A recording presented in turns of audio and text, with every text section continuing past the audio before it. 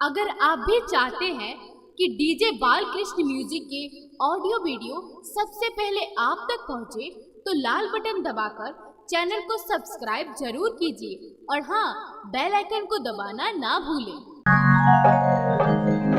नित भोरे आभी के नित भोरे आभी के नित भोरे आभी के नित भोरे आभी के पूजब चरण हम तोरे हे मैया। नित भोरे आभी